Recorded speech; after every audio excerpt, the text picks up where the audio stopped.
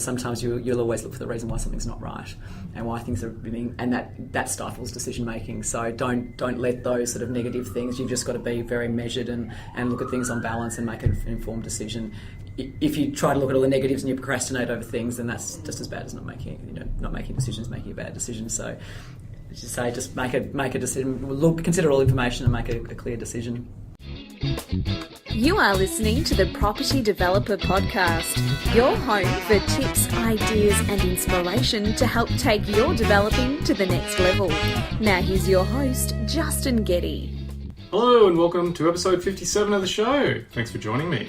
I hope you're well. I'm chugging along. I have a special International Women's Day episode coming up for you. So a big hello to all you females out there. Keep chipping away at becoming a great developer. To mark the day, I'm speaking with two female developers who are making their way in the property development game. I think you will enjoy the conversation with them. Before we get to that, here's a quick update on what I've been up to. With my sales campaign, we are making good progress on the internal renders, with most of them almost complete. I'm also waiting on an estimate from the builder on the construction costs so that I can more confidently price my new stock. On my other project, where we have provided information for an RFI, we've been told by council that they consider our application has lapsed because we didn't seek a deadline extension before the correct date. We disagree with this view and are hoping council will be fair and reasonable in their consideration of it, rather than being mean-spirited, but time will tell, so cross your fingers for me. This certainly is an issue I wasn't expecting to have to deal with. Otherwise, council have everything they need in response to the RFI letter. In other news, I've been receiving a lot of emails following the last episode about lending and funding, so obviously finance is a hot topic for developers. I was thinking of running a finance masterclass with Dan Holden and Steve Wiltshire to further help you understand the current landscape, opportunities for funding your projects, and how you can manage capital to continually grow your business. If I get sufficient interest, we'll run it online so you can access it from anywhere. I thought we would also cover assessment of deals by lenders, types of loans, cash flow tips, preparing your financials, calculating finance costs, assessing funding options and costs, and a whole lot more. I'm looking to do this soon, so if you are interested, please drop me an email before the end of March 2019 and let me know whether you are keen and what topics would be most valuable. My email is justin@propertydeveloperpodcast.com. And if you are keen on breaking into the property development game and want to learn how, then remember we have the mentoring program that is available to teach you everything you need to know about becoming a successful developer. Congratulations to Charlie, who recently signed up and is getting started on making his dream a reality. Drop me an email if you want to know more about the mentoring program, justin@propertydeveloperpodcast.com, and I will send you some further info. Now, just before we get to today's guests, I wanted to let you know about my guest in the next episode. He's an Aussie agent working in the US who sold a property for $1 billion Australian dollars. Yes, that's right, B for billion. I'm sure you will enjoy the discussion around how you sell such a high value property. So make sure you keep an ear out for episode 58. Okay, on to today's guests. I was really excited about speaking with these two developers because they have an interesting story to share. Olivia Christie and Sonya Miller are running a business that provides consulting services to institutional developers, and they are also in the process of delivering their own development project of a luxury apartment block. We talk about how they got into property developing, what they have learned from working with large developers, and how their first foray into their own project is going. We also cover topics such as their approach to community consultation, responding to a softening market, and the importance of backing yourself. And we touch on being female developers and what, if any, difference that has on their approach to developing. There is plenty of great stuff in this chat which I'm sure you will enjoy. As usual, I started off by asking them what food they would eat until they were sick. I've often had this discussion about what's your favourite food, and then it kind of comes into about how much of it could you eat. So I reckon my answer in the past has always been Vietnamese pho, because it's just that really nice, refreshing, light sort of food. I reckon it tastes so good you can just kind of keep on eating it and eating it. And I'm just a burger girl. Yeah, definitely. Just hamburgers, just a straight hamburger from an old school fish and chip shop. Yeah, with pineapple. Definitely pineapple with a lot and beetroot. Oh yes, you're straight. The question is, how many could you get through until you actually see I it? know, exactly. Well, I have noticed that the McDonald's hamburgers have gotten small. I don't eat McDonald's anymore, so definitely not McDonald's. But they've apparently reduced in size over the years, they say. So Yes. I could probably go quite a few of them. Actually, I have a dirty secret to admit that I went and had one of the original Big Macs when they brought them back at McDonald's. I thought, this is so much bigger than what you get now. So I think they got lots of blowback and pulled it off the market. That's it. Yeah, we're being ripped off. Yeah, well, I can definitely go the beetroot and the pineapple on my burger as well. Yeah, I like it. Good.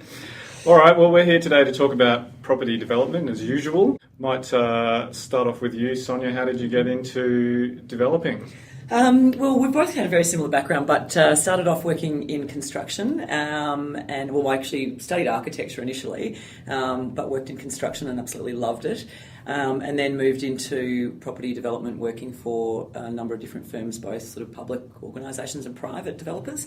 But just love the overall being part of every single aspect of the process. So right from the initial site acquisition through to settlements and divestments, and it's just fantastic being part of the whole process. So from there, we set up our own business and do one aspect of consulting to a number of the larger property players, but then also doing our own developments, which is incredibly rewarding.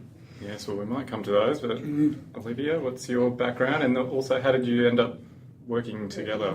Yeah, so similar to Sonya, I started working with builders, so I actually studied construction management at RMIT, and I just remember being on site one day. I was actually building a maximum security men's prison out in Deer Park when I was with Balderstone at the time. And I just remember standing there, it was like 6 o'clock on a Saturday morning on site, we were doing the earthworks, and I just thought, how did we end up here? So, because I realised that the construction phase of the project was, in essence, can be only a small part of it often, like how you actually acquired a site.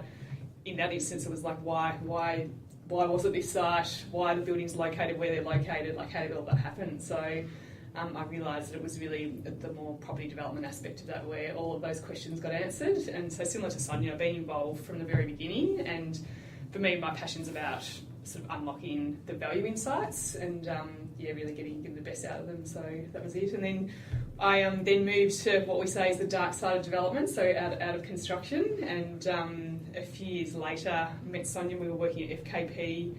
And that was back in 2008, I think it was. Yeah, and we only worked together for a short space of time, and but just remained great mates and would have many a red wine, and then sort of said over the years that we should do something for ourselves, and then the opportunity presented to start Armitage Jones and Dynamic Property Group.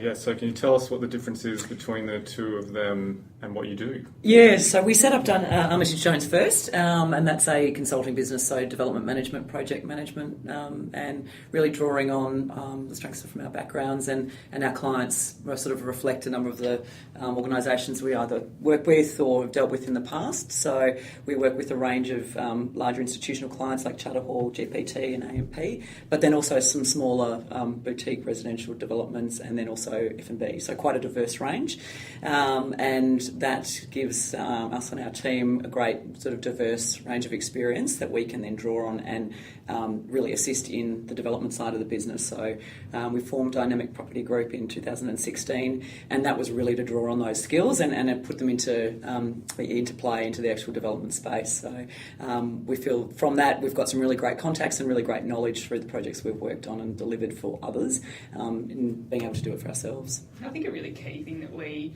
realised is the importance of staying relevant in the market. We've worked for these really big property institutions, like Sonya said, both public and private developers. We come and work for tier one contractors, and when you work for those organisations, you get the opportunity to work on really big projects with amazing consultant teams. If you go out and just do straight property development, often you'll focus on residential. You might do only one project a year or something like that. The opportunity that Armitage Jones gives us is to stay relevant in the market, and to actually work with new people that come in that move up into tier one spaces as consultants or builders, and the opportunity that gives to our team to I guess, translate what they learn on a hospitality project into office projects or residential projects and vice versa. I want to ask about that, but first I'm just going to check, did the development side of things evolve out of the consultancy, or was there always a plan to start off doing consulting and then move into development projects? Yeah, it was. So it was a conscious decision to build up a team and a sort of a business and cash flow that gave us the ability to take our time with developments and find the right site. I guess there's been a number of, one of the flaws is kind of going into it, and a development process can be quite a long process, and having the ability to take our time in finding the right site, and then once we did do the proper due diligence and work our way through that process, and having the consulting side of the business and having the resources associated with that gave us the ability to undertake the development in the right way from our perspective. Very good. Well, we're going to get to your development projects shortly, but I'll just come back to you, Olivia, just touching on the fact that you worked on bigger projects and you get to work with awesome consultants and big teams. How does that then work when you're then coming back doing a development project where you don't have those massive budgets, or you're not working with big name consultants, you're back working within a budget? Yep. How do you find that? Well, the key thing is you've actually developed relationships with a lot of the consultants, and quite often, the whole industry is about relationships, and people want to work with you. So it's more around what you see on those big projects that have these big budgets. Like Sonya's actually off to London tomorrow night on a study tour for one of our projects with one of our other team members. So it's the opportunities that those projects give you to then come back and brief all of these amazing things that you see on these larger projects into our smaller projects, where you actually have that skill set and that experience to say, that's how we did it on that project. And the reason we learned how to do it is because we actually had the opportunity to work on a project where we had a big budget, where we had all these expertise and people who are at the top of their game working on it. So it translates in that sense, and you just get no end of benefit out of that. Is it a tour of hospitality venues at all? Well, there'll be some included, yes. But I think, and it's not just budgets for us, but also the different sort of asset classes and the different sectors working in. You learn some really invaluable things, the really hands-on nature of the F&B projects that we work on, and then the absolute intricate detail that we have to get into in the procurement on those sorts of projects, the complexities of some of the design in the larger projects, but then also in the residential side of things, and actually bringing those, and actually, as Liv mentioned, the relationships. Because really, and one of the key things that we focus on is just getting those right fit relationships for the project. And I think we sort of feel as one of our real strengths is actually identifying who are the right people for that type of project, and who's got the right fit, the right passion, the right attitude for that project. And what's the sort of broad breakdown of the staff that you've got here? So we've got a team of 18 of us, and we've got a range of development managers and project managers, and I guess from our point of difference from the consulting side of things is having people who are experienced at that full end-to-end delivery model. So that's where our development team really are able to, for our clients, able to do go a much broader range of scope to cover for those. And then we've also got some people from construction background as well too. We've got a diverse range of backgrounds, but the construction, so they really understand dealing with the top tier builders and then actually managing those effectively for our clients, to be able to manage those, understanding the nuances of that. I think we, having both come from working at the large institutional developers where we used to engage project managers, we actually identified, and that was part of the reason for setting up the business, a gap in the market for project managers that actually had development experience and really understood the risk profiles of the large institutional developers. And then that just translates down, that discipline translates to hospitality clients, where often those projects are so much more detailed, they're extremely technical. Like we're doing large venues, like our largest venue at the moment is a 2,000 square metre restaurant and bar, which is massive. So, and the technical aspects of that are really, really quite full on. So actually having a team that can really go above and beyond and really get into those technical aspects and understand what the requirements are and the risk profiles of the clients has been really important, and that's really been the growth of the business, is that people really actually, our clients see that value.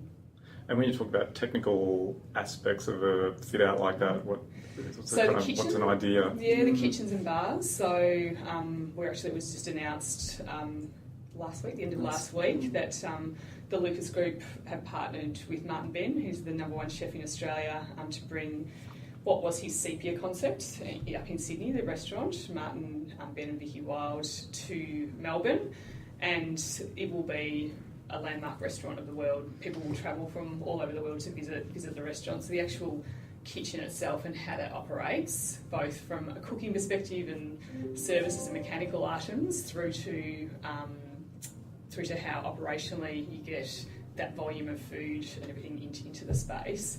It's a very, very technical brief that you have to prepare in relation to that. So we actually work with the chefs, so you start to understand things like cooking and it's at a level that's just so different to anything else we've ever done.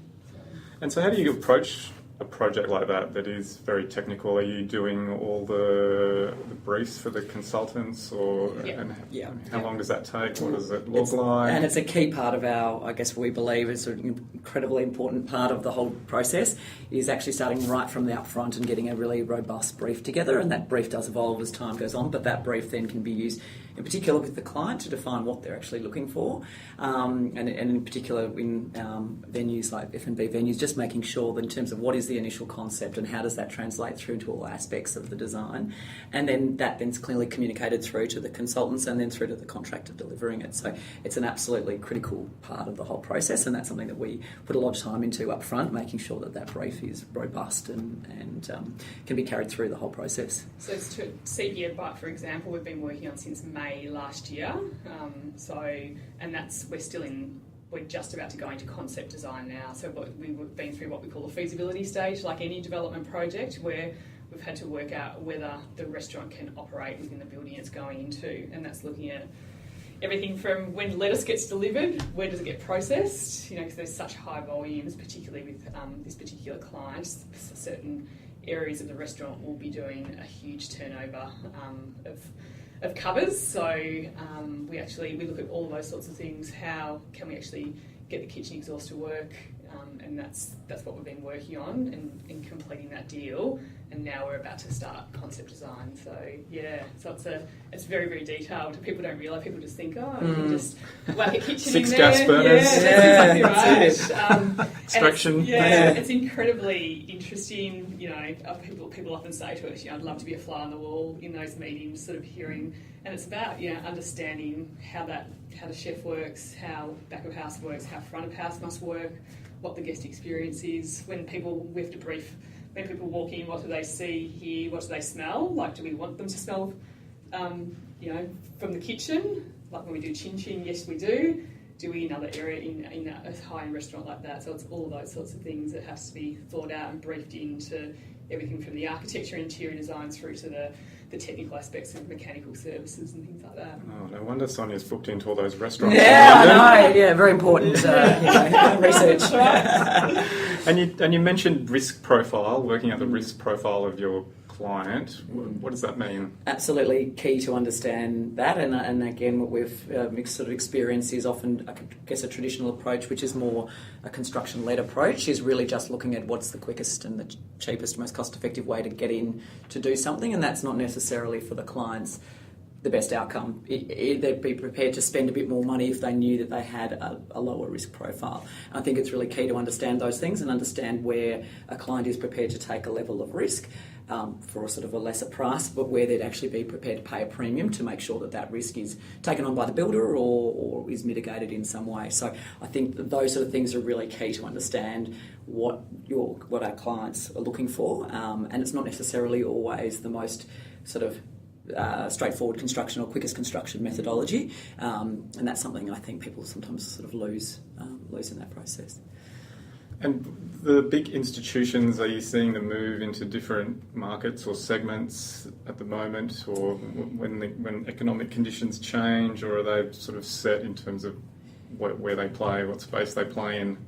I think the institutional developers that we work with are pretty consistent in the commercial office space, but they are certainly looking at new and innovative ways to attract and retain tenants, and a lot of that comes through in the hospitality spaces and the wellness spaces that you provide within the building. So that's been a massive shift to provide that amenity to the tenants. So whilst they're still all investing in office, it's about making them the best office spaces and workplaces. And that's part of this tour that Sonya's going on. And that's where, for us, we're very fortunate that we work with a number of the best hospitality operators in the country that we can actually feed their requirements in to say, if you're going to attract these sorts of operators and wellness operators to your building, this is what you need to provide and how the building needs to operate. So that's where those technical aspects come into it as well. Yeah, we've moved a long way since there. The traditional approach was you're developing an office building, and then at the end of the process you'd get a cafe operator and throw a cafe in the lobby just to kind of keep everyone happy. It's now much more integrated offering, and it's actually a key part of the selling to the tenants and making sure, and I guess for us, the crossover between our experiences and making sure all those requirements are factored into the design up front is also a key part of it. So because that was often the issue in the past, that when you're trying to get a cafe operator in and trying to get in exhausting that hadn't ever been contemplated in the design was always a real challenge, whereas if you're contemplating those things right from the outset, it makes a very different sort of offering that you can actually attract tenants to. All right, well, let's talk about your development projects now. You've moved across into becoming the client or the developer. Yes. What project have you got going, and what's the difference being on the other side of the fence? So our project at the moment is a high-end residential development called Elwood Park, and it's 14 high-end apartments in Elwood overlooking Elstonwick Park. So for us, it was about, as we sort of mentioned before, getting the right site and the right opportunity for, I guess, off the back of the previous sort of wave of volume residential apartments. That's not really our sort of thing. I guess for us, undertaking development is about being something that we're really proud of and reflects our brand and our values, and developing something that's really good quality is something really important to us. So that's why we took quite a bit of time finding the right site, and that gave us that opportunity to actually develop, partner with some great consultants and deliver a really great design outcome, and even just beyond the ultimate sort of design aesthetic, but even the whole process and making sure we really manage that process really well. So in terms of all of the stakeholder engagement throughout that process, that we've put a lot of focus into all of that to make sure it runs smoothly. Can you just step me back prior to the acquisition? You're kind of thinking about where are you looking, why are you going for that particular type of stock or that type of project?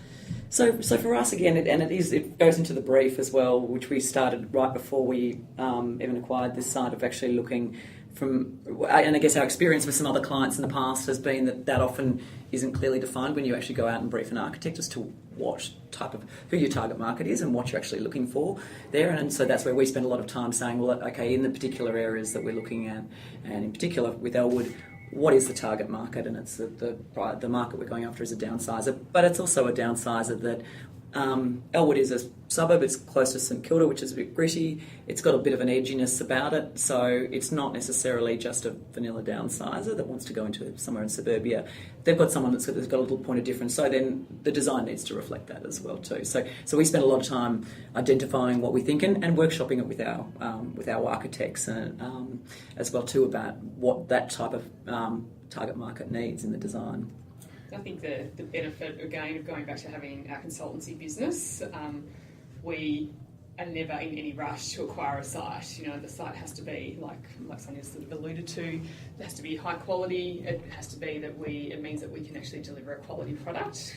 Quite often, we look at many sites that we just feel don't provide the best outcome for the end user of the site, and whether that's residential or commercial office or whatever that might be.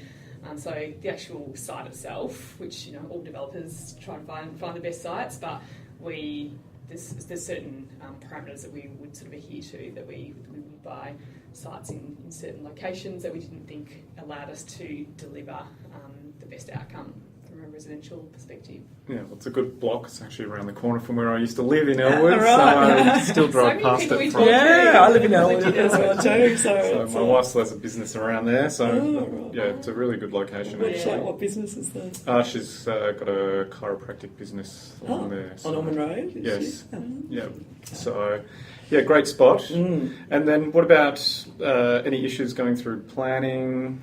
Well, again, but we were saying in terms of the rigour that we've put into the whole process. So we undertook pretty extensive consultation with all the neighbours, and we certainly had our objectives, as you often do to development. But we were prepared to sit down with all of them, and we sat down with a number of them that took us up on the offer, and gave them all the information and took them through the process. And we got our permit through council in the end, rather than going to VCAT, because council were able to actually sort of outline to the objectors that this development, whilst there were some areas where we sort of exceeded some of the guidelines, but in a lot of areas we're actually delivering a much better outcome than that, and on balance what they were getting was really high quality development. So from our perspective it was an 8-month process through council, which was a pretty quick turnaround, and that was really through the the time and effort we put into the consultation and catching up. And a number of our objectives, we reached some amicable compromises in terms of some additional sort of mature trees on the boundary to alleviate some of their concerns in terms of potential sightlines and things like that. So that sort of heavy kind of consultation sort of things really paid off. And we also too didn't sort of take the aggressive approach of really pushing the boundaries. We looked at what we thought was appropriate and we really honestly believe was appropriate for the area, and that's what we sort of pitched it at. We didn't sort of exceed that. That's exactly right. And one of the two comments that came back from both one of the neighbours, or a couple of the neighbours that turned up to the community consultation and the councillors, were just about how much we'd taken on board the comments from people who had objected and how we'd worked to find a solution with them. The councillors said that they were the first developers that they'd ever come across that had actually gone through such an extensive process to really consider just how appropriate the development was for the area, that the design was extremely high quality, that we'd actually considered neighbours and overlooking all those sorts of things. And a couple of guys that did object, they said, look, we're here objecting because we want to make sure that our requirements are being met, but we have to say that Olivia and Sonya have been fantastic throughout the process, and it was really great for us to be running a project ourselves and actually following a process that we felt was appropriate and really going above and beyond to ensure that we were considering all those things. That was great. It was a really positive process. So talk me through that consultation or that engagement with the neighbours. When does that start? How do you do it? When right the objections come in? Yeah, right before we actually lodged our application, because I think that was one of the things we've learned through a range of different projects we've worked on is giving them the opportunity to feel like they're being consulted and that they're not hearing about it after the fact, that they're actually hearing about it whilst there's still time for them to have an impact and have a comment about it. You're naive to try to think that you're going to sneak it through without them noticing, because if you do, it'll come back and impact you. So I think we've always found that even if there's something that people don't like, if they know about it and you're upfront and honest with them about it, you're generally going to get a better outcome than when they feel that they're actually that you're trying to keep things from them. So we letterbox dropped around them, went and door knocked on them, letterbox dropped those that weren't home and gave them our details and welcome sort of consultations. A number of them took us up and went over and had sort of a cup of tea and went and sat through and gave them the drawings and were actually open with them. And sort of when they said, is this going to be sort of disruptive during the construction phase, we said, yes, it will be. We're not going to pretend that it's going to be all smooth as sailing, because yes, it will be a period of time. But ultimately, this is the process. This is your protections. This is how we'll work with you to make sure that we accommodate you wherever we can. So yes, we certainly had we had a number of objectors, and I guess some will don't ever philosophically support what you're doing, but they certainly couldn't say that we weren't honest with them, and we didn't, and they didn't have to get any information from council. We gave them all the information. So our approach to that is they can get it anyway from council, so we may as well give it to them, and at least that way they feel they've got an open dialogue with us, and if there are issues they can come to us in the first instance rather than trying to sort of go through council. So. And how many neighbours were abutting the site? So there's a block of flats. Against every one second of them, lot in Elwood is a block of flats. That's right. Yeah. Then there's sort of 3 across the rear fence, and then one sort of neighbour on the south side, sort of thing. So all up, there's probably about 20 neighbours directly abutting them. Immediately impacted. Yeah, that's what I had on my last site, and it was a big lesson around how people view development. Yes, yeah, and look, or their backyard, or over their back fence. And that's right. There's a lot of people that just are fundamentally, object to development, and you will never ever sort of bring them on side, but all you need to try to say to them is, and I guess one of the things the council pointed out too was that everyone has a right to, when you own property, has a right to develop it. There's guidelines that are set in place to make sure that it's developed appropriately. So really, rather than try to resist the inevitable, try to control what you're actually going to get, the outcome you're going to get there, and make sure it's of the highest quality. So some of the neighbours sort of said, we like the blue sky that we currently see.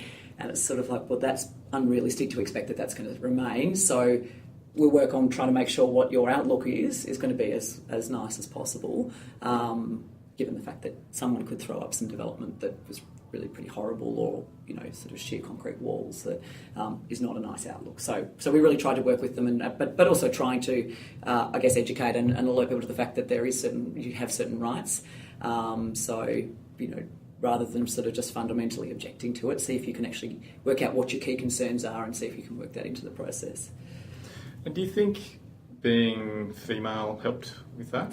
Is that more of a kind of something that potentially? Would do? I think one of our objectors kept on sort of saying to us, she couldn't sort of believe that we weren't trying to sort of bulldoze her into buying her site, and we said no, we're just coming to you to explain what we're doing. And I think they've obviously had a number of experiences in the past with people who haven't been honest and have started out on one thing, but their actual agenda was actually to sort of purchase her property. And she's probably one of our biggest advocates now. She bakes cakes for the builders on site. But I think she was pleasantly surprised, and she's an elderly lady, her and her daughter were just said, we're really grateful that you are true to your word. You're actually telling us what your intentions are, and you're actually sticking to that. Whereas so many people in the past have kind of come to us sort of things in that, but really all they want to do is buy a site. So I think potentially that approach, I guess it's a collaborative approach, whether that's specifically female or not.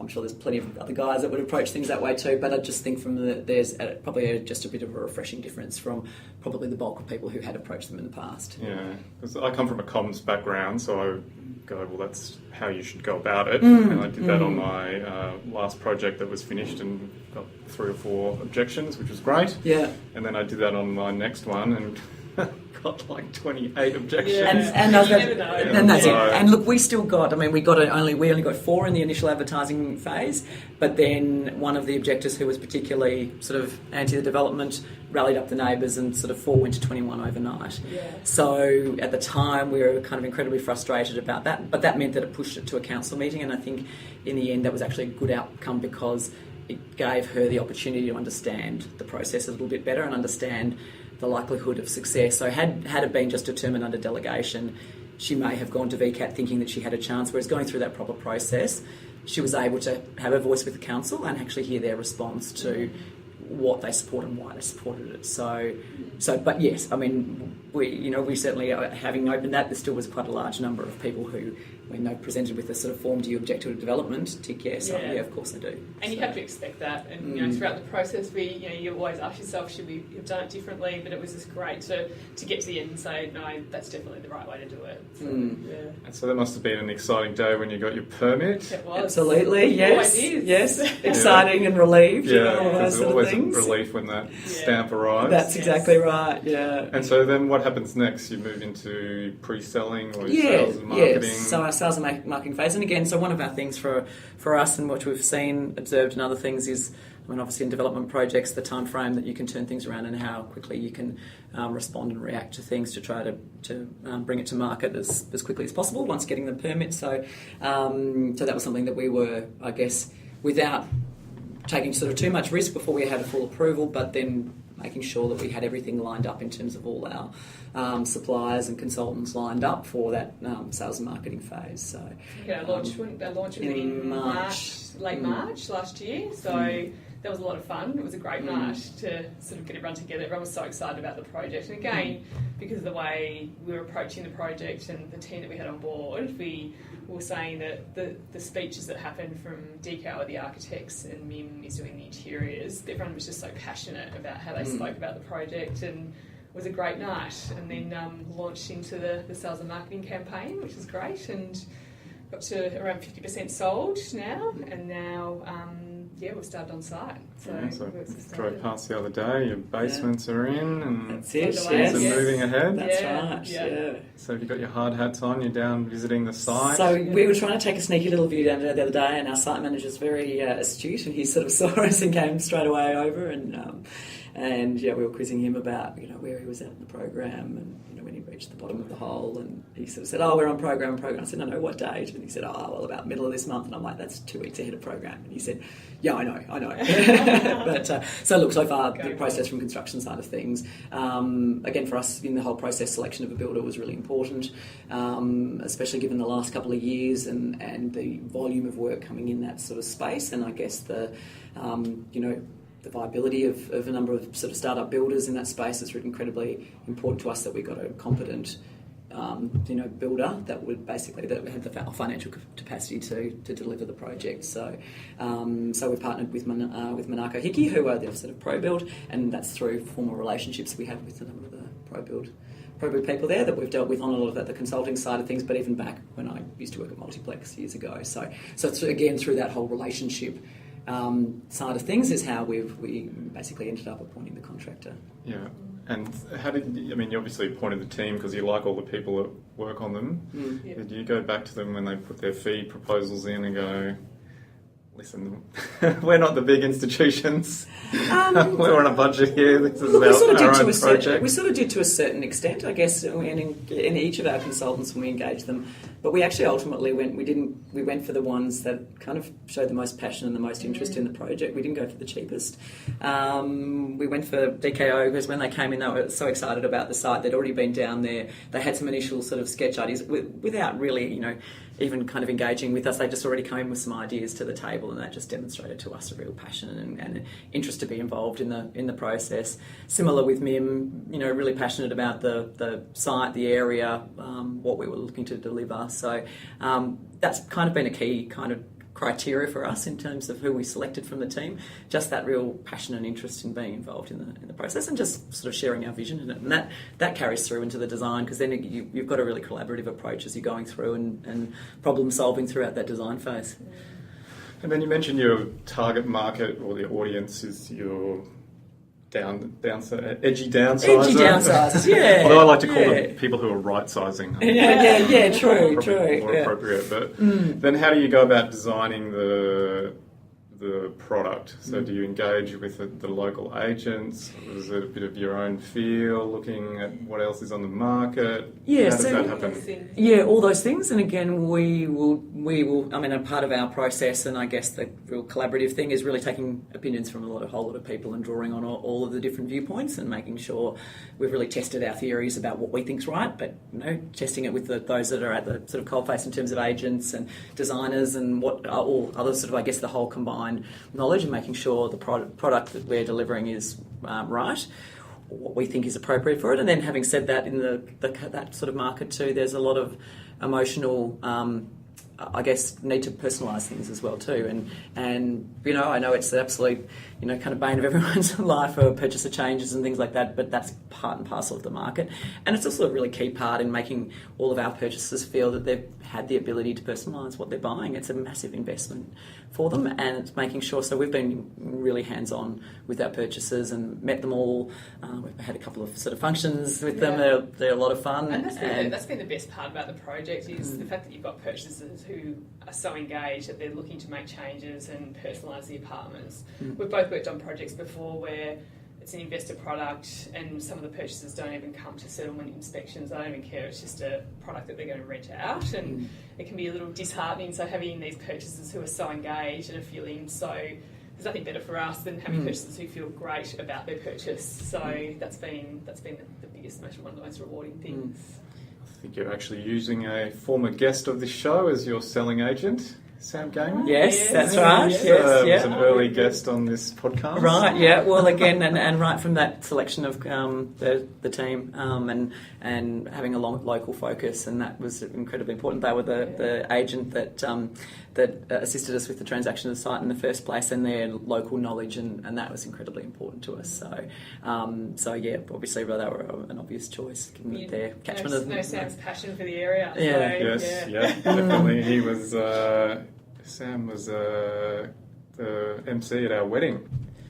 In terms of your audience, in terms of the selling campaign, you said you're sort of 50% sold. Have you then, I know the market, or there's talk of the market softening in Melbourne. Have you noticed that? Are you doing anything in response? Yeah, absolutely. And it absolutely has softened. I mean, I guess, and really, if you look at all of the things that lined up, a number of obviously legislative changes that came in terms of stamp duty, off the plan stamp duty concession calculation changes, overseas investors, obviously some penalties. So there's a whole lot of legislative changes that changed, and then the Banking Royal Commission, and all of those things overlaid has quite obviously had an impact on the market, and not necessarily that it impacts our target market directly, but indirectly in terms of when they're looking at the value of their homes that they'll be selling to move into the thing, there's a level of nervousness. And as actually I think Torsten said to us one time, is any buyer there that goes to a dinner party and says, look, I'm looking at buying something, all their friends will say, no, don't buy now, it's the wrong time, that's the wrong market. So we're very confident in the product we're delivering, and hence why we've decided to go forward with construction, because we believe in the quality we're delivering, and if it means that we need to get to the end of the process for people to see that and deliver it, then that's, so be it, that's what we'll do. But I think the market at the moment, there is absolutely a nervousness, and all of these changes have really, it's taken away a lot of the incentives and reasons for people to buy off the plan. So in that market where people haven't necessarily done this process before, every time you put another impediment in the process, there's less incentive for them to sort of make a commitment now. Yeah, I mean, that's my experience with selling at the moment. There's a negative sentiment out there. Yep. People are apprehensive. Yeah. I mean, the sort of thinking is, why would you sign off the plan contract now? That's exactly right. When the thing, it's either going backwards or potentially not going anywhere. Yeah, So and look, it's interesting because one of our sort of things too is we find one of the challenges we find in off the plan selling is actually kind of demonstrating to people the quality that they're actually getting. I guess when we've been involved in a number of projects, so you can actually see the difference between, I guess, a marketing campaign, what gets delivered, and what we're offering, and we know what we're offering is real quality. So in some instances, getting to the end to be able to actually demonstrate so people can touch and feel the quality and see it is probably easier than trying to convince them now of what quality they're going to get. Yeah. So you pull stuff off the market, or you just sort of have it drifting along in the background? Just have it drifting along in the background. So at the moment, there's no point sort of heavily marketing stuff. We're not close enough. We're not at the start of the process. We're not close enough to the end of the process yet. So from our perspective, there's obviously still signage up on site, but we've not got any active marketing. And really, once we get a little bit closer towards completion and people can start to see it coming out of the ground a bit more, that's when it's probably time to start kind of reconnecting back with all those that expressed interest in the first place, but also the wider market as to the timing of the project. And that's the importance of actually getting started. And if you look at the market at the moment, it's only really waking up for the year, isn't it? The auctions have only just started up again in the last couple of weeks, so it's about really getting into the year and then taking it from there. And when's your expected completion? In April 2020.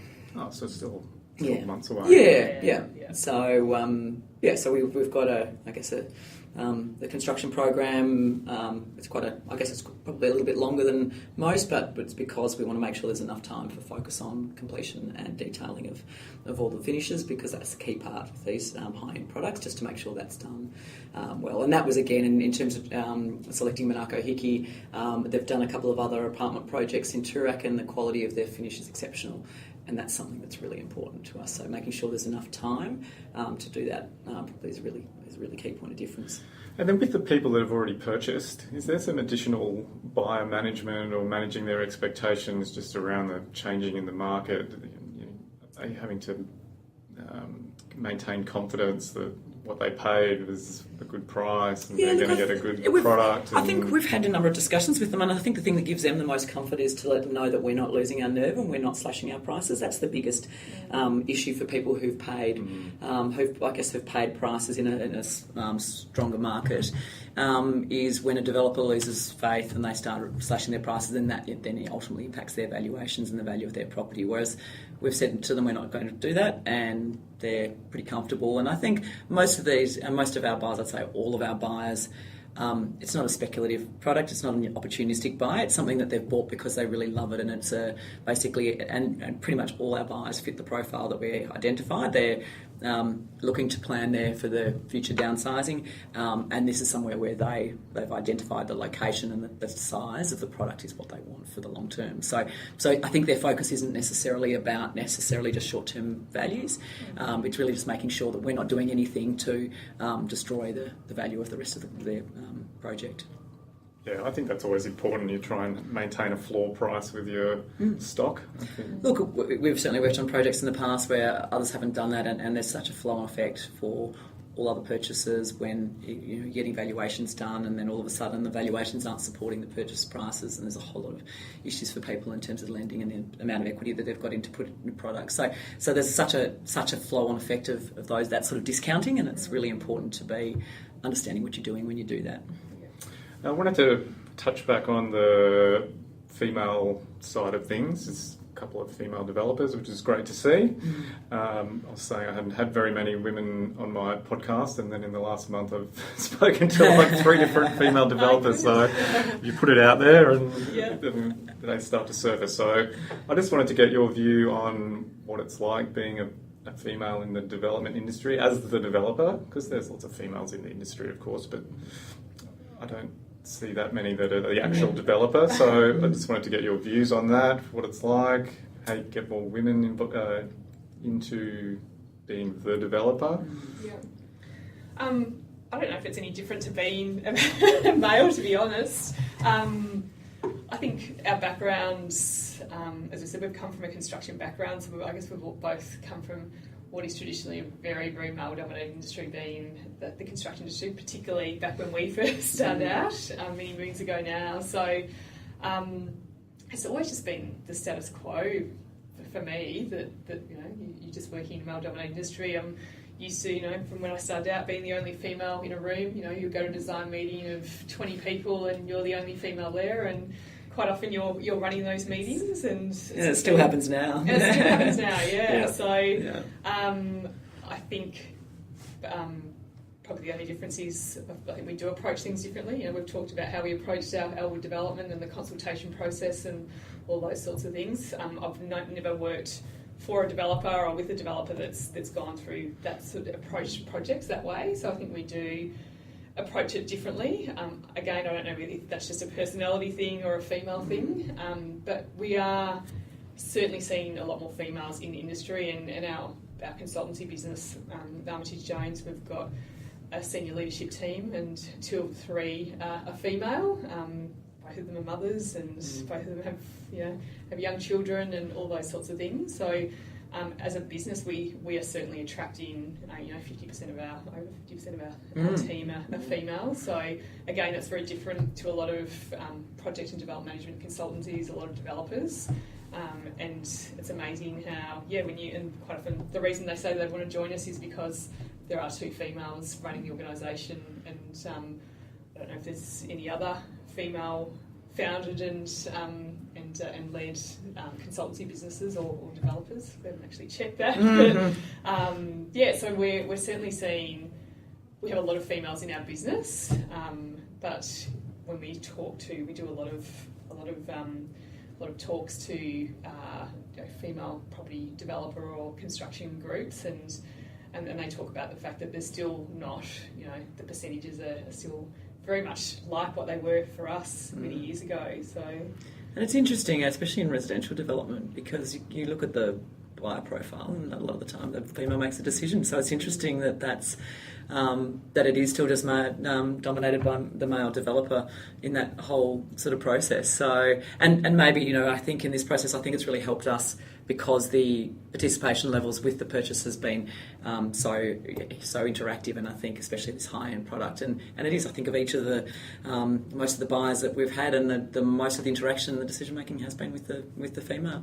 And so when we're able to have sort of sit at the table and discuss purchaser changes and discuss different ways we think of how you could make some changes and stuff, and I think they've really resonated with that, and just kind of getting our views on things, and I think that's sort of worked really well for us. But it's just interesting that there's not more women out there. And so do you feature in the marketing, or is there, in terms of promoting the fact that it's 2 female developers doing the project, you're talking about your vision? Look, I think from our perspective, we want the know? project to stand on its own in terms of the quality of what we're delivering. I guess we'll leave it for I guess all our target market to determine having two females. We don't want to just hang on that sort of a, I guess our point of difference sort of thing. I guess we think it flows through into what we deliver, and that therefore that's what we should be marketing, is the product and the quality of that, and the quality of the whole process. I guess if you go to both the Dynamic Property Group and the Armitage Jones websites, where there is the two owners and directors of each organisation. So when people, which buyers often do, they'll look at who's behind the project and who's managing it. So they see that. And certainly, as you were saying, Sonya, when it comes to actually meeting, we meet with all purchasers. They obviously discover that then, and we do get comments about it. That we are two females from the purchasers, and how happy they are to see that. So maybe it does play a little bit into it, but certainly it's not something we promote in the upfront marketing. Yeah, I think it's a point of difference. Yeah. I think it's going to influence everything. It is. It's a really interesting thing, and we've had this conversation many times. How prominent you make that message. You don't want it to just be about being female, because that really takes away from everything else that we deliver into the process. Yeah, absolutely. But it is our point of difference. So, obviously you always want to play to your strengths and what your point of difference is. But again, we don't want it to ever just be purely just about the fact that we're female. We want it to be about the fact that we do really great developments. Yeah, and you're just going to bring a different perspective to it with a bit, in lots of different little ways. That's right, yeah. So, and it is a bit unique. Yes. So, and then what's your view on getting more females involved at the sort of top of the tree? We've still got a long way to go. Absolutely a long way to go. I mean, look, there's definitely a lot of positive encouragement, and I think it's moved from, I think we entered the industry at the time when it was all about just getting females into the industry, but never really dealing with that issue of them sitting in senior management roles. And I think now there's a lot more awareness about that needs to change before there'll be real change.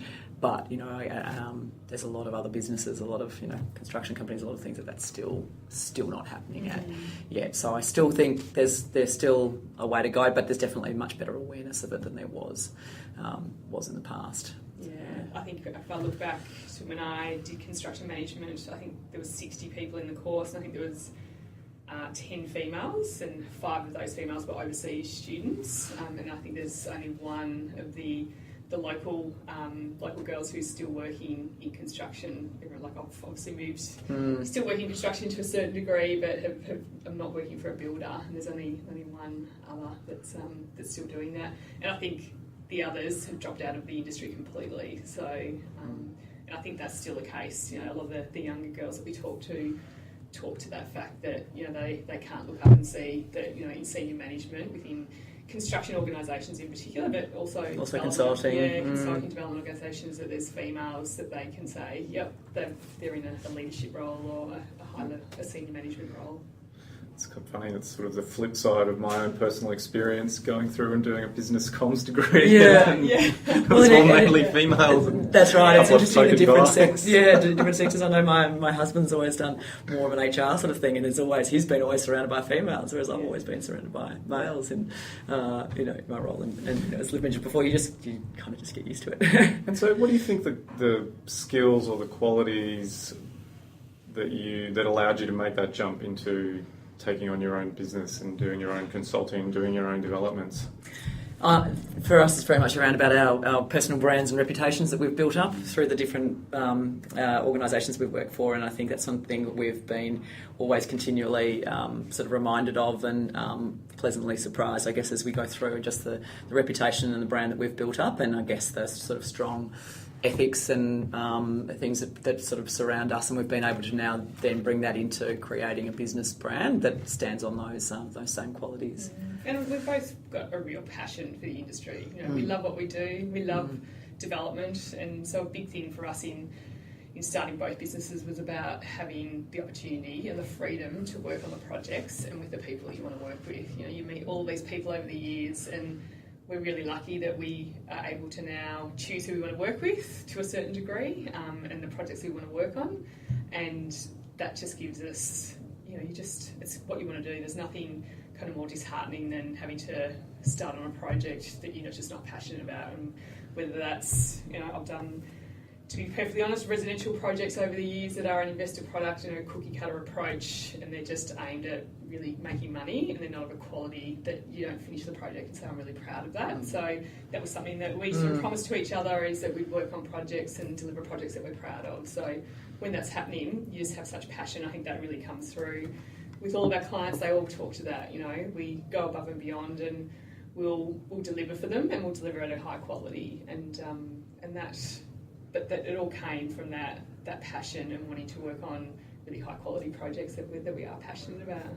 And so have you got other projects in the pipeline apart from the Elwood one, or you? Again, at the moment we're just sort of setting, similar to our approach to that Elwood one, was really just waiting for the right approach. There's a lot of stuff coming on the market now, but it's some of the stuff that's coming on that's not great quality. It's projects that haven't worked for other developers. They've either got a permit that's not really quite right for it.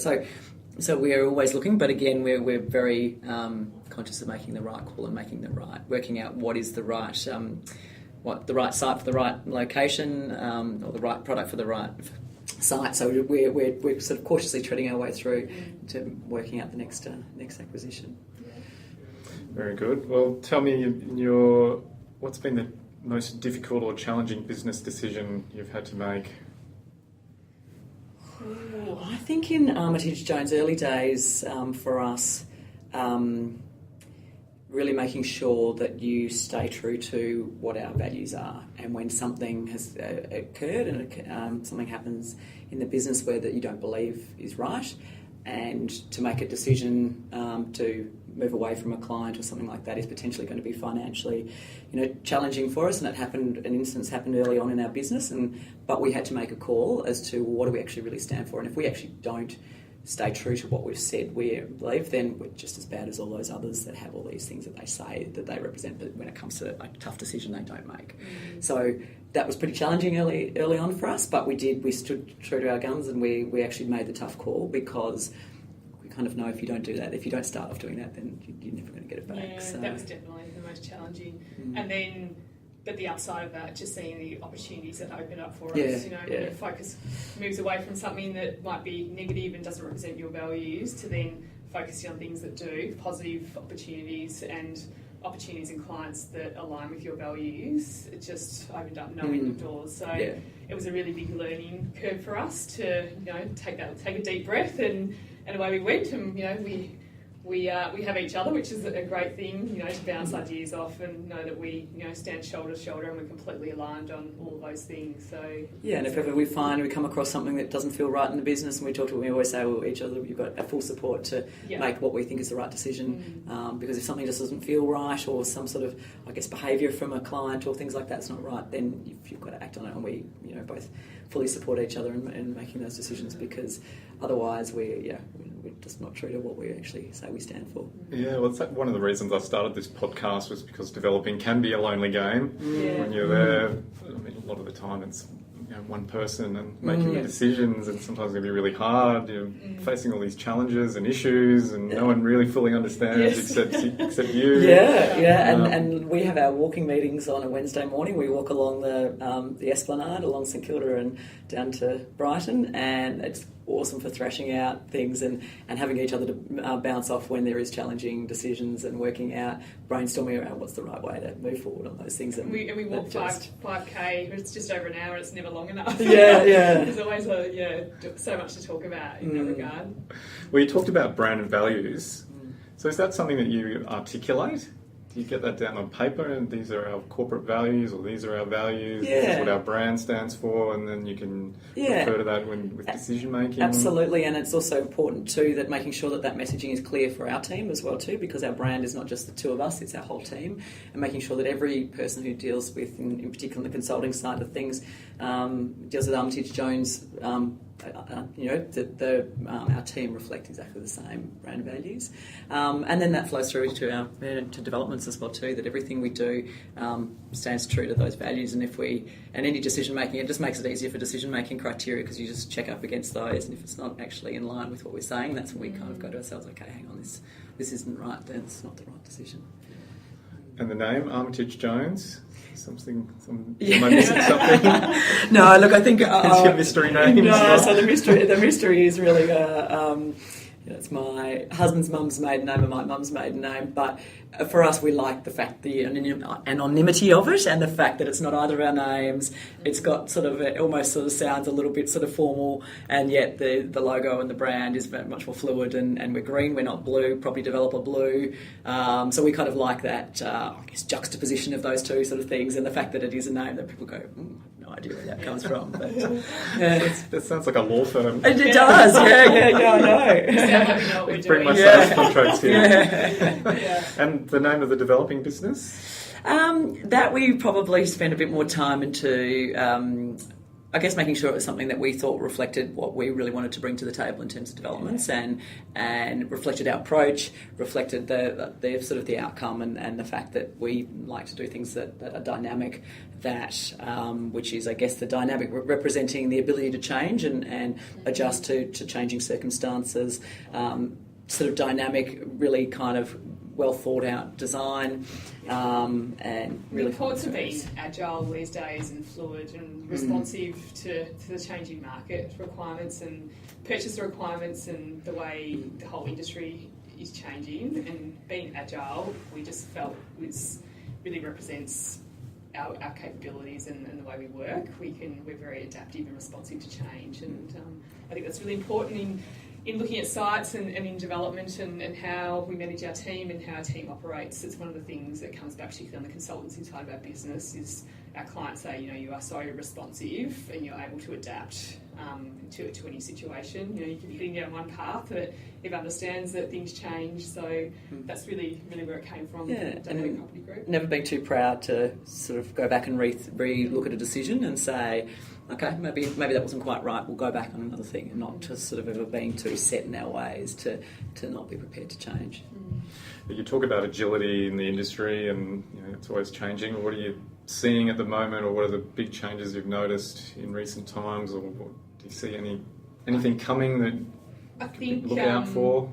So the wellness aspect, we obviously see that, as we touched on earlier, in the commercial office development side of things, but we know that then the next reiteration of the wellness rating system incorporates hospitality and residential, and that's something we're really excited about. So incorporating how the people focus on the wellness aspect of it. We always talk about the fact that neighbours ratings and Green Star ratings are very technical, building focused ratings. The wellness rating is all about people, and that's what we're really passionate about, how people work in the buildings we develop, how they live in the buildings we develop. So that's just becoming more and more important. So particularly the commercial aspect, the commercial office aspect of projects, that tenants are just looking at how is this building going to attract people to my business, and how's it going to help me retain them by providing a great workplace. And then when we start to see that happening in the residential space, that'll be great, and it will really improve on the quality of the developments that we're doing. Yeah, it's a real shift away from focusing on the building and the components of the building to really the sort of experiential sides of things, and how people experience spaces, how they need to use it, how they feel in them, that side of things. Yeah, it really is. And I know we went to a development conference last year, and we were just sort of chatting about the things what we think makes a great project. And what we were saying is that a great project is the feeling you have about a project you've been involved with, the people you dealt with in that whole delivery thing, and then seeing people use it at the end of the day. It's not about looking at an image that's been taken by, I guess, an architectural photographer that has no people in it, and you really can't actually kind of relate to it. It's really, for us, it's much more about that whole process right through, and the experience and how you felt in that thing, up to then when you sort of, especially in particular hospitality, if you're sitting there having a meal or any other sort of space, when you're using that space, how you feel, and your memories of that whole process is what makes a great project. I think that's why we loved the launch of Elwood Park so much. I again touched on earlier just how passionate everyone was about the project at our launch party, and we say we're not quite sure if it's because it's our project, but we've not been to a launch like that where people spoke with such passion about how much fun they'd had to get the project to that point, and the designers were so proud of what they've done, because it was a true collaboration.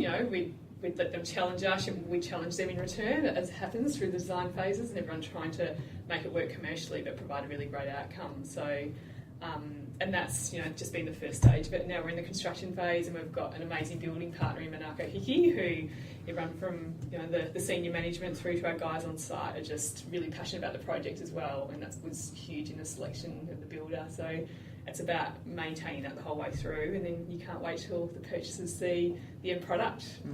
Yeah, you definitely can get a vibe or a feel for somewhere when you walk in and you build. Yeah. Pick up on something. Yes. Yeah, and that's the key part of it. I mean, it's how you feel, and you go back to places that you've been involved with, and when you kind of it just brings back really fond memories or things like that. It just makes you feel great, and that's to me that's what I get a real buzz out of in the industry. Going back to things and I remember that. Or we go down to Hawker Hall down here, and we remember standing there in the freezing cold during winter when it was being developed. But it gives you a real buzz. Yeah, I always found there's a bittersweet feeling when your project wraps up. Yeah, absolutely. That's right. You don't go down there anymore. Yeah, it's true. It's absolutely. sort of gone. I know. Yeah. I know. You can drive past it every now and then just to sort of see how it's going. And tell me, what's the best piece of advice you've ever received? For me, it's making decisions on what you know now, not worrying or stressing over what could happen, and what decisions might get made in the future, knowing that you make a decision based on the information you have right now, and that you can actually change that decision further down the track. As we say, in development, things are constantly changing. We're always trying to maintain opportunity to change things, but yeah, just knowing that you're going to make a decision based on what you know now and stick to your guns and just move forward on that basis. Mine's not dissimilar to that, but also to, sometimes you'll always look for the reason why something's not right and why things are being, and that stifles decision making. So don't let those sort of negative things. You've just got to be very measured and look at things on balance and make an informed decision. If you try to look at all the negatives and you procrastinate over things, then that's just as bad as not making decisions, making a bad decision. So, as you say, just make a decision. Consider all information and make a clear decision. And if you go back in time and talk to a younger self, when would it be? What would you say? I guess it's that when you look back on things of learning as you go through your career and having that confidence about your ability and confidence to speak up for yourself, but that's something that you learn and you go through. I think of mine going through the different career phases, and there's different things I learned out of each and levels of confidence I picked up, but really just to sort of back yourself and often people will sort of put you down and you'll come to that when you haven't got the confidence to stand up yourself, but really sort of back yourself and believe in yourself. 100%. Mine's the same, definitely. Yeah, just back yourself and know your ability and know that you're willing to learn, that you're a hard worker. So, and probably that's the other thing, be prepared for a whole lot of hard work. Yeah. And what would you say is your best tip out there for developers who would be looking to take their business to the next level? I think certainly in the current market of things, never underestimate the ability for the stakeholder engagement at all different levels, and just considering all options for things and always being flexible to change, making sure that every decision, or when you're going through things, you're always considering what is the fallback option or what is the other thing, just trying to sort of second guess what other things could pop up. And just the importance of maintaining relationships, being collaborative, from your adjoining neighbours through to your consultant team and your builders, your financiers, just how important it is to work with integrity and be trustworthy, so that these people, that's the basis of our business, is integrity and people can trust us. They know that we're true to our word and that they know what we'll deliver. So and that comes through time and time again in everything that we do. And I think also too, being reasonable and not ever trying to sort of win at someone else's detriment, sort of thing. I think in most decision making, there's a compromise position, and if both sides are happy to compromise, everyone generally comes away feeling good about it. When one other party tries to take advantage at someone else's, at someone else's expense, that's when the whole trust and the whole relationship side of things falls apart. And I think it can often be the case in developments, as someone's just trying to get more out of it than what everyone else gets. All right, well, I'll just quickly switch gears as we approach the end of our discussion. Keen to hear who you would choose to have dinner with. 3 people alive or dead. Who would they be and why? I don't think I'm going to say what I said before, but... My first one would be Beyonce. I think she's amazing. She is. She's unbelievable. So, definitely Beyonce. I have to think about the other 2. So I was thinking after hearing the news flash this morning and discounting, Cardinal Pell and George Bush, not George Bush, bloody Donald Trump, I was thinking probably Richard Branson, someone who I've always thought's just got such a passion and positivity in the way he presents the things, and I think something like that, those sort of people are just infectious, so it would be fantastic to be around someone like that. We went and saw Hillary Clinton when she was in Melbourne, do a talk, and she was incredibly inspirational, and someone who's been a female trailblazer, I think would be a fascinating thing. And then on a more local level, I was thinking Julie Bishop, because again in that politics thing and interesting talk I went to recently, sort of saying she's obviously one of the longest serving deputy leaders, and interesting when it came to obviously the leadership spill recently wasn't even looking for the actual top job, whereas any other male candidate generally would have always been the front runner. So interesting to just understand in that political environment and that side of things there what her experience has been like. All female other than Richard Branson. I just finished Michelle Obama's book Coming, so that was a very interesting read. Yeah, I was going to say Michelle Obama as well. Lots of power there. Yeah. That'll be an interesting dinner conversation, no doubt. Well, listen, where can people find out more about you if they are interested? We've obviously got both our websites at Armitage Jones Dynamic Property Group, but also Instagram. We like to post a fair bit about what our team's up to and our various projects, but also just the things that we do as a team, our personal training sessions, and all the things that we think are really important in the overall process and delivering a great business and a great sort of development outcome. Very good. Well, I'm really grateful to both of you for sharing so much insight with us today and your time. It's been awesome talking with you. Thank you. Sonya and Olivia, thanks for being on the Property Developer Podcast. Thank you. Thanks a lot. Very much. Okay, there you go. A couple of developers focused on delivering great projects. I really enjoyed speaking with Sonya and Olivia and took away these points. 1. Be proactive with community consultation. I understand that dealing with neighbours and objectors can be challenging, but being proactive about engaging with them may help to smooth the application process just a little bit, or maybe even a lot. Most people don't like change, and to discover that some new building is going up next door in the street can unsettle some residents. Seeking out their views and being prepared to change demonstrates to council that you are being considerate of your neighbours. My view is that neighbours are going to find out anyway about your development, so better to get on the front foot and let them know yourself. This is certainly something I have found on my projects to be helpful and can avoid complications and delays from trips to planning tribunals. 2. Be mindful of how you respond to a softening market.